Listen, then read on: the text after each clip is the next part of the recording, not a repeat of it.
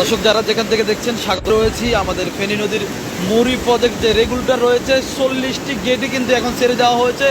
আপনারা দেখছেন প্রত্যেকটা গেট ছুঁয়ে একদম উঁচু পর্যায়ে পানি এখানে প্রবাহ হচ্ছে, যেটি অতীতের যে কোনো সময়ের রেকর্ডকে কিন্তু ভেঙে দিয়েছে। এখানকার যে পানির প্রবাহ সেটি আসলে বারাদিউ পাহাড়ি ডলের যে পানি সেটি এই কারণে মূলত এই অঞ্চলে এখন প্লাবিত হচ্ছে।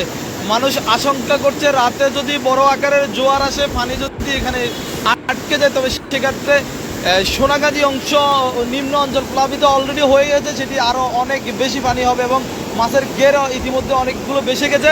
বাকি যে উঁচু জায়গায় যে সকল মাছের গের অথবা মানুষের বসতি রয়েছে সেটিও তলিয়ে যাওয়ার সম্ভাবনা রয়েছে। আপনারা দেখছেন পানি প্রবাহ একেবারে উঁচু পর্যায়ে এসে এই পানি প্রবাহ হচ্ছে। যেই গেটের যতটুকু জায়গা আছে সম্পূর্ণ জায়গার উপর দিয়ে কিন্তু পানিগুলো প্রবাহ হচ্ছে।